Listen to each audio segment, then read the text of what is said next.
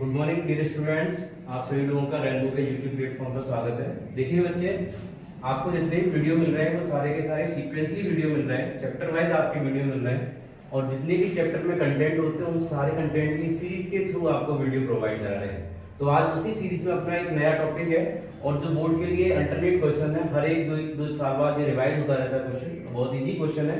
इस टॉपिक का जो नाम है उसका नाम है भ्रूणकोश एवं इनके प्रकार। ठीक है, अब हम अगर अपने पिछले वाले वीडियो की बात करें तो मैंने आपको इस वाले टॉपिक से पहले वाला जो टॉपिक पढ़ाया था उस टॉपिक का नाम था द्विनिषेचन एवं त्रिसंयोजन, जहां आपने सीखा था कि सर एक जो द्वितीय नरयुग्मक होता है, मैं आपको बताया था एक जो सेकंड नरयुग्मक होता है ये द्वितीय नरयुग्मक जो होता है बच्चे, आपने सीखा था कि जो द्वितीय अवृत नरयुग्मक होता है जब उसका संलयन आपके द्वितीय केंद्रक से हो जाता है जो द्विगुणित होता है। ये क्या था आपका द्वितीय केंद्रक। जब इस द्वितीय केंद्रक का संलयन आपके द्वितीय नरयुग्मक से होता है तब तीन तीन केंद्रक आपस में संलयित होकर, तीन तीन केंद्रकों का आपस में संलयन होना क्या कहलाता है? त्रिसंयोजन। मैंने आपको कल ही बताया था कि वह घटना जिसमें तीन अवृत केंद्रक आपस में निषेचित होते हैं, संलयित होते हैं, तो इस घटना को हम त्रिसंयोजन कहते हैं। और ये तीनों केंद्रक आपस में संलयित होकर एक केंद्रक का निर्माण करते थे, जिस केंद्रक की जो गुणिता होती थी वो कितनी होती थी? 3n होती थी। आप देख सकते हैं 1n ये है और 2n ये है, तो 2n और 1n कितना मिलकर बन जाएगा? 3n। तो 3n वाला एक विशेष प्रकार का केंद्रक बनाते हैं, उस केंद्रक को हम कहते हैं प्राथमिक भ्रूणकोश केंद्रक। प्राथमिक भ्रूणकोश केंद्रक। क्लियर? अब बच्चे ये जो प्राथमिक भ्रूणकोश केंद्रक है इसकी गुणिता क्या होती है? 3n होती है। अब क्या होता है, बेसिकली ये जो भ्रूणकोश है वो सिर्फ आवर्तबीजी पादपों में ही पाए जाते हैं, इससे पहले किसी प्रकार के पादप में भ्रूणकोशों का निर्माण नहीं होता है। अब बात आती है सर भ्रूणकोश का निर्माण हुआ क्यों है? तो मैंने आपको बताया कि ये जो भ्रूणकोश होता है इस भ्रूणकोश एक त्रिगुणित कोशीय ऊतक होता है। तो अपन यहाँ पर डिफाइन करेंगे भ्रूणकोश सर क्या है और किस तरीके से। आप यहाँ से सुनिएगा कि जैसे ही त्रिसंयोजन की घटना संपन्न होती है वैसे ही एक त्रिगुणित प्राथमिक भ्रूणकोश केंद्रक का निर्माण होता है और यही त्रिगुणित प्राथमिक भ्रूणकोश केंद्रक अपने कौन सी अवस्था में जाता है? विकास की अवस्था में जाता है। और जैसे जैसे ये विकास की बच्चे अवस्था में जाता है तो ये विकास करने के दौरान अपने तीन प्रकार का निर्माण करता है। तो इससे पहले हमें ये सीखना है भ्रूणकोश होता क्या है। अगर आपके क्वेश्चन में डेफिनेशन आती है कि भ्रूणकोश को बताइएगा तो आपको यहां लिखना है बच्चे कि भ्रूणकोश एक वह कोशीय ऊतक, एक वह त्रिगुणित, इसकी डेफिनेशन हो जाएगी, आप लिख सकते हैं एक वह त्रिगुणित, त्रिगुणित का मतलब क्या होता है? 3n होता है। एक वह त्रिगुणित ऊतक,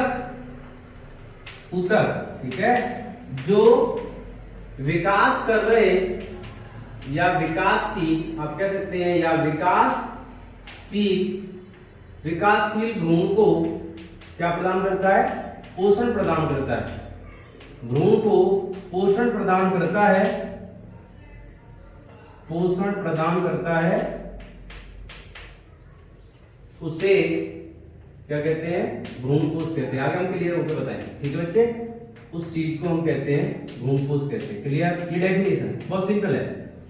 तो भ्रूणकोश एक वह त्रिगुणित ऊतक होता है जो विकासशील भ्रूण को पोषण प्रदान करता है। इससे पहले मैंने आपको कल बताया था कि भ्रूण और भ्रूण का विकास और भ्रूणकोश का निर्माण दोनों एक टाइम पे होते हैं, क्योंकि जब तक भ्रूण का विकास होता है उस टाइम पर उस भ्रूण को अपनी उपापचय क्रियाओं को करने के लिए ऊर्जा की आवश्यकता होती है और वो जो ऊर्जा है वो ऊर्जा कहां से मिलती है? इसी के साथ साथ बनने वाले भ्रूणकोश के माध्यम से। अब आप एक चीज सोचिएगा, जिस तरीके से आप देखिएगा कि जब इंसानों के अंदर जो बच्चा बनता है, माताओं के गर्भाशय के अंदर जब मानवों का एक बच्चा पलता है तो उस बच्चे का जो पोषण है, वो न्यूट्रिशन है, वो अपरा के माध्यम से माता के रक्त के द्वारा किया जाता है। That's clear? अब वही घटना आप समझिए कि यहाँ भी पादपों के अंदर भी एक भ्रूण का विकास होगा, तो उस भ्रूण के विकास के दौरान उस भ्रूण की जो भी आवश्यकताएं, जैसे पोषण की आवश्यकता है, हार्मोन्स, एंजाइम्स की आवश्यकता है, वो कौन सप्लाई करता है? वो भ्रूणकोश करता है। तो आपको क्लियर हो गया कि भ्रूणकोश एक वह त्रिगुणित कोशीय ऊतक होता है जो भ्रूण के पादपों के जब भ्रूण का विकास होता है उस वक्त यह भ्रूणकोश उस भ्रूण को लगातार पोषण प्रदान करता है, जिससे भ्रूण का सबल और स्वस्थ निर्माण होता है। That's clear? तो इस आधार का आप कह सकते हैं भ्रूणपोष एक कैसा ऊतक है। अब मैं आपको कहूं भ्रूणपोष एक संयोजी ऊतक है, या भ्रूणपोष एक तंत्रिका ऊतक है, या भ्रूणपोष एक आप मान लो संचयी ऊतक है, या भ्रूणपोष एक कोशी ऊतक है, तो you will give the answer कि भ्रूणपोष सर इस आधार पे एक ऐसा ऊतक हो जाएगा कि सर भ्रूणपोष एक ऐसा ऊतक होता है, कोशी ऊतक होता है, जिसका काम होता है विकासशील भ्रूण को पोषण प्रदान करना। That's clear. अब बच्चे बात आती है, ये जो भ्रूणपोष है, इस भ्रूणपोष के जैसे ही भ्रूणपोष जो होता है उसका पहला विकास के दौरान पहला जो केंद्रक बनता है प्राथमिक भ्रूणपोष केंद्रक। अब इस केंद्रक में क्या होता है कि धीमे धीमे कई बार समसूत्री विभाजन होते हैं, जिससे यही प्राथमिक भ्रूणपोष केंद्रक आगे चलकर 3 प्रकार के भ्रूणपोषों का निर्माण करता है। तो अब देखिएगा, ये भ्रूणपोष जो होते हैं वो मुख्यतः बच्चे 3 प्रकार के होते हैं। कितने प्रकार के होते हैं? 3 प्रकार के। सुनिएगा, भ्रूणपोष मुख्यतः 3 प्रकार के होते हैं। मैं आपको एक एक क्लियर करके बताऊंगा यहाँ। देखिएगा, भ्रूणपोष मुख्यतः 3 प्रकार का होता है और ये बोर्ड के लिए बहुत क्वेश्चंस बनता है।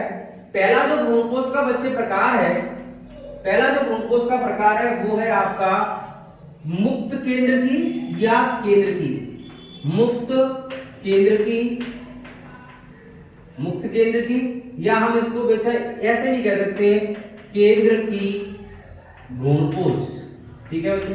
अब आप कहेंगे सर ऐसा कैसे? तो देखिएगा बच्चे, इस प्रकार के भ्रूणपोष की संरचना कुछ इस प्रकार होती है बच्चों कि ये जो भ्रूणपोष होता है, इस भ्रूणपोष में पाए जाने वाले सभी जो न्यूक्लियस होते हैं, ये मैं आपके सामने भ्रूणपोष बना रहा हूं बच्चे, थोड़ा ध्यान देना। ठीक है।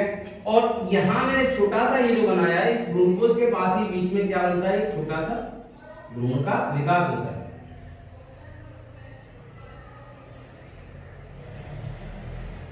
ये आपका भ्रूण है, एम्ब्रियो का डेवलपमेंट हो रहा है, जो पोषण मिल रहा है इसको, एम्ब्रियो। क्लियर। अब बात आती है कि सर भ्रूणपोष मुख्यतः 3 प्रकार का होते हैं, जिसमें पहले वाला जो प्रकार होता है इसको मुक्त केंद्र की या केंद्र की भ्रूणपोष कहते हैं, या इसको फ्री न्यूक्लियर एंडोस्पर्म कहते हैं। इस एंडोस्पर्म में क्या होता है कि इसका नाम मुक्त केंद्र की यूं पड़ा है बच्चे कि इसमें भ्रूणपोष के जितने भी केंद्रक होते हैं, जितने भी बच्चे केंद्रक होते हैं, वो सारे के सारे केंद्रक आपस में एक दूसरे से कैसे रहते हैं? स्वतंत्र रहते हैं। आपस में एक दूसरे से स्वतंत्र रहते हैं और सारे केंद्रकों के बीच में किसी प्रकार का कोई भी कोशिका पट्ट या कोशिका का निर्माण नहीं पाया जाता है। मतलब सारे के सारे जो केंद्रक है वो एक दूसरे से स्वतंत्र है और इसके अंदर घूम रहे हैं, इसके अंदर जो घूमते हैं। ठीक है बच्चे। अब आप यहाँ पर देख सकते हैं सर, इस प्रकार का ये जो भ्रूणपोष है, इस प्रकार के भ्रूणपोष को हम कहते हैं केंद्रकीय भ्रूणपोष।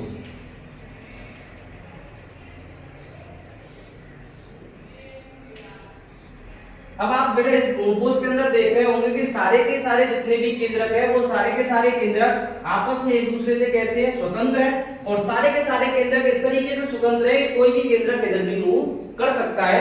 तो इस प्रकार का जो भ्रूणपोष होता है, इस प्रकार के भ्रूणपोष को हम कहते हैं मुक्त केंद्र की भ्रूणपोष, या इसमें ओनली केवल केंद्र की केंद्रक पाए जाते हैं, इस आधार पर हम इसको कहते हैं केंद्रकीय भ्रूणपोष। क्लियर हो गया आपको? इस टाइप का आपको बोर्ड में क्वेश्चन आएगा कि भ्रूणपोष क्या है, भ्रूणपोष के प्रकार को चित्र सहित समझाइए। तो आपको इसी तरीके के डायग्राम बनाने, तो आप यहाँ पर इसको लिख सकते हैं, ये क्या है आप यहाँ ये बता सकते हैं कि ये है सारे के सारे मुक्त केंद्रक, फ्री न्यूक्लियस है एक दूसरे से। और ये जो और इसके बीच में ये जो गैप बन रहा है, इसको हम क्या कह सकते हैं? एक छोटी सी कोई खाली जगह बन रही है जिसको हम रिक्तिका कहते हैं। ओके बच्चे। अब बात आती है इस पर, अब सन 2016 में जब नीट का एग्जाम हुआ बच्चों, 2016 में जब नीट का एग्जाम हुआ था प्यारे बच्चों, तो नीट के एग्जाम में भी ये क्वेश्चन पूछा गया।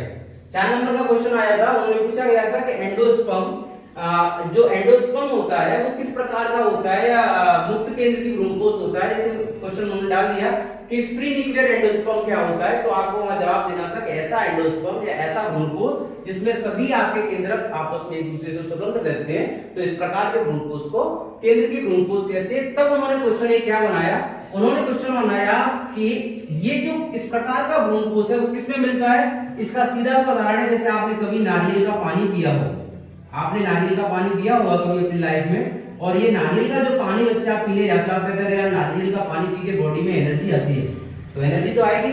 क्योंकि उसके अंदर कौन सा कोष उपस्थित है, आपका भ्रूणकोष उपस्थित है। भ्रूणकोष क्या है, कोषीय ऊतक है, जिसके अंदर क्या होता है, कार्बोहाइड्रेट्स होते हैं, विटामिन्स होते हैं, मिनरल्स होते हैं, ठीक है, वाटर होता है, और एक सफिशिएंट अमाउंट में इसमें शर्करा भी होती है, एक सफिशिएंट अमाउंट में इसमें आपके फैट्स वगैरह भी होते हैं, लिपिड्स तो होता ही है। तो बच्चे बात आती है, इसको हम कहते हैं नारियल का पानी पी के एनर्जी आती है। दैट मींस क्लियर बात ये है कि नारियल का पानी जिस कंडीशन में अभी प्रेजेंट है वो अपने मुक्त केंद्र की या केंद्र की भ्रूणकोष की अवस्था में प्रेजेंट है, जिसमें सारे के सारे भ्रूणकोष में केंद्रक स्वतंत्र हैं, कोई कोशिका का पट्ट का निर्माण नहीं है, कोई कोशिका नहीं बनी है, इसीलिए वो नारियल का पानी है। क्लियर?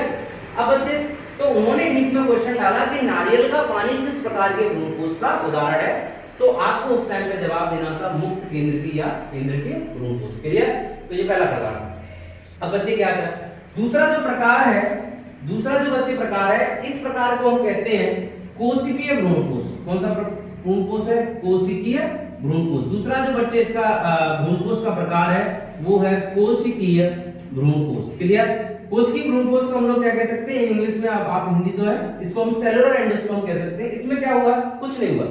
मैंने आपको बताया है विकास के प्रारंभिक अवस्था में ये जो केंद्रक है ये बार-बार समसूत्री विभाजन कर रहा है, प्राथमिक भ्रूणकोष केंद्रक, जो अपनी कुछ स्टेज के बाद नए-नए प्रकार के भ्रूणकोषों का निर्माण कर रहा है। पहली स्टेज में इसने न्यूक्लियर बनाया, दूसरी स्टेज में अब ये सेलुलर या कोशिकीय भ्रूणकोष बनाएगा। वो कैसे बनाएगा देखिएगा, कोशिकीय भ्रूणकोष में बच्चे कुछ नहीं होता है कि अब आपने देखा है कि कोशिका के विभाजन जब होता है तो कोशिका का विभाजन मुख्यतः दो प्रकार से होता है। पहला तो केंद्रक का विभाजन और दूसरा कोशिका द्रव्य का विभाजन। पहले केंद्रक तो विभाजित हो चुके हैं, अब इन्हीं केंद्रकों का आगे किसमें रूपांतरण होगा, कोशिकाओं के रूप में होगा। तो आप बच्चे सुनिएगा, अब क्या, अब वाला जो भ्रूणकोष होता है, इस भ्रूणकोष की क्वालिटी क्या होती है कि इसमें सारे के सारे केंद्रक बच्चे कोशिका के रूप में रूपांतरित हो जाते हैं। किसके रूप में रूपांतरित हो जाते हैं, कोशिका के रूप में। तो देखिएगा यहाँ मैंने ये जो बनाया है आपका भ्रूण है, हमेशा भ्रूण तो बनेगा ही बनेगा, तो भ्रूण को ही पोषण प्रदान करता है। उसके कॉर्नर में क्या है बच्चे, एम्ब्रियो है। अब इस एम्ब्रियो में क्या होता है प्यारे बच्चों कि मैंने अभी आपको बताया था कि मुक्त केंद्रकी में सारे केंद्रक एक दूसरे से स्वतंत्र होते हैं, किसी प्रकार का कोई भी कोशिका का टर्टक कोशिका का निर्माण नहीं होता है। नेक्स्ट में यही आगे डेवलपमेंट करके क्या करता है, केंद्रकों के विभाजन के पश्चात फिर इनके बीच में कोशिका पट्टों का क्या होने लगता है, निर्माण होने लगता है, जिससे सभी केंद्रक अब एक कोशिका के रूप में रूपांतरित हो जाते हैं। देखिए किस तरीके से, ये इस तरीके से रूपांतरित हो जाएंगे।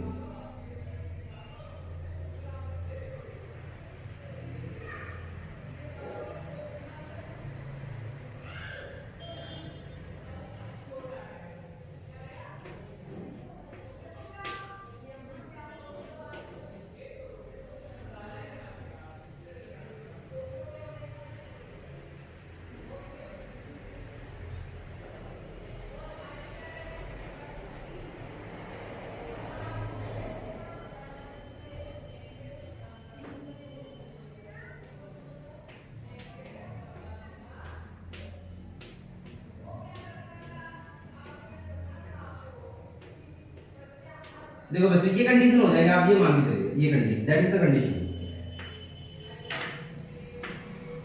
अब आप कहिए सर इसमें ऐसा क्या हो गया, तो कुछ नहीं हुआ बच्चे, वही जो केंद्रक है उन्हीं सारे केंद्रकों के बीच में कोशिका द्रव्य का विभाजन हो गया, और कोशिका द्रव्य का विभाजन होने से सारे केंद्रकों के बीच में क्या बन गई, आपकी कोशिका पट्ट बन गई, कोशिका भित्ति बन गई, और कोशिका भित्ति होने से ये जो भ्रूणकोष है वो कौन सा कहलाएगा, कोशिकीय भ्रूणकोष। अब आप मुझे बताओ, जब कोई चीज तरल अवस्था में रहेगी या किसी भी भ्रूणकोष के अंदर जब केंद्रक तरल अवस्था में या आपके फ्री स्टेज में होंगे जो कहीं भी मूव कर सकते हैं, तो इस कंडीशन में भ्रूणकोष कैसा होगा, पानी के फॉर्म में होगा। अब आप देखिए सारे के सारे जो केंद्रक हैं उन केंद्रकों का रूपांतरण एक पर्टिकुलर कोशिका के अंदर हो गया हो। कोशिका कैसी होती है, दृढ़ संरचना या तरल संरचना, तो आप सब लोग जानते हैं कोशिका की दृढ़ संरचना होती है। जब कोशिका दृढ़ संरचना होती है तो प्यारे बच्चों क्या होता है कि यही अब जो भ्रूणकोष है, यही जो भ्रूणकोष है वो कोशिकीय भ्रूणकोष हो जाएगा। और जिसका सुंदर सा उदाहरण क्या होगा, ये जो कोशिकीय भ्रूणकोष है वो क्या होता है, नारियल का गूदा।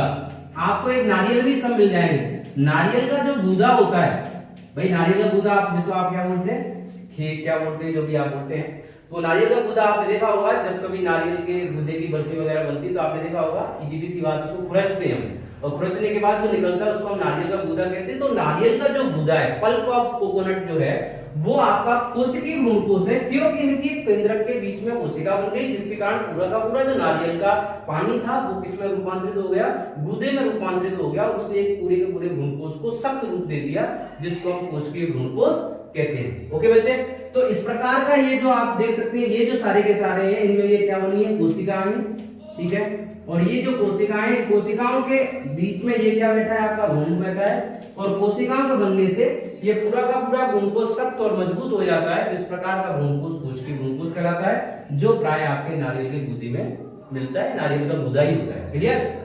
अब नेक्स्ट बच्चे बात आती है, तीसरा जो बच्चे भ्रूणकोश का प्रकार है, उसको हम लोग क्या कहते हैं, उसको हम लोग क्या कहते हैं, उसको हम कहते हैं, उसको कहते हैं, यहां मैं क्लियर कर देता हूं इन दो के बाद तीसरा मैं आपको ऊपर दिखाता हूं, देखिएगा यहां से।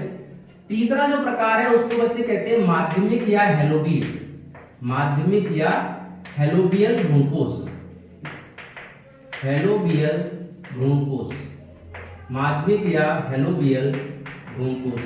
अब देखो बच्चे, इसमें कुछ नहीं, कोई कंफ्यूजन की बात नहीं है।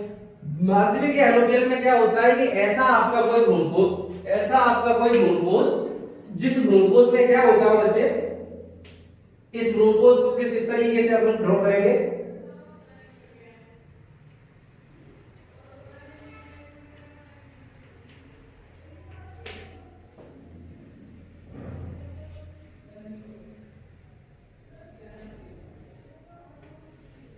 देखो इसमें आधा जो भ्रूणकोश होता है वो तो कैसा होता है, कोशिकीय होता है, और आधा जो भ्रूणकोश प्यारे बच्चों होता है वो कैसा होता है, आपका मुक्त केंद्र की होता है। इस कंडीशन का जो आपको भ्रूणकोश मिले,